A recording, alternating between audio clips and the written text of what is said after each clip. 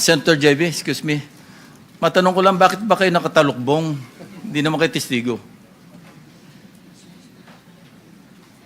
Matanong ko lang, bakit po kailangan naka-hood kayo at saka nakatakip? Yes, Mr. Chairman, because this might set a precedent for all other witnesses we will call here. They will request that their faces be covered. He is a public government employee. Bakit siya nagtatago? And a resource person, not a witness. That was the question I was raising kanina, Mr. Chair. Hindi pala tayo nagkaintindihan. Bakit na nakatakip yung mukha ni Ginoong Pakanan? Akala ko naman, si Maria sa si Joy.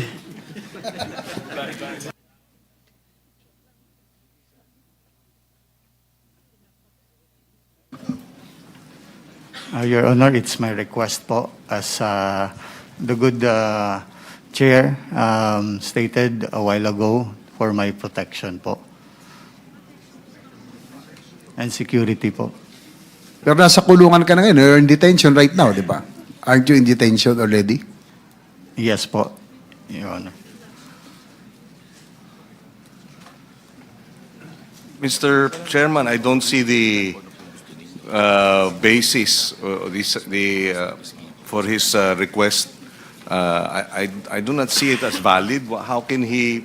Maybe he's protecting himself from shame.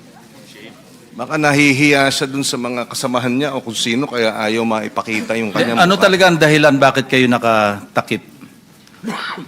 Ako, nakita ko lang isang posibleng dahilan. Baka sa future mga police lineup, makilala kayo. Is that it? Or any other reason? The main reason, Mr. Chair, I am begging the indulgence of all the good senator for my protection since the case is still is already pending before the Sindigan Bayan and there's no judgment over it. So I'll be incriminated by whatever action against me.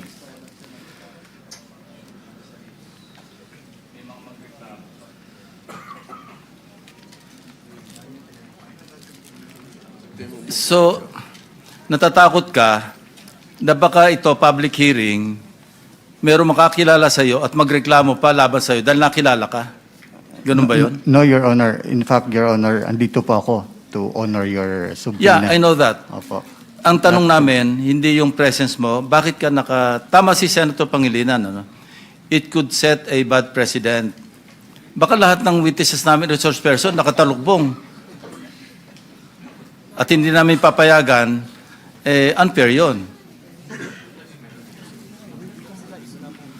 Your Honor, I will comply naman po kung ano po ang sasabihin. I think, ninyo. that's the ruling of the chair. Kindly expose your face.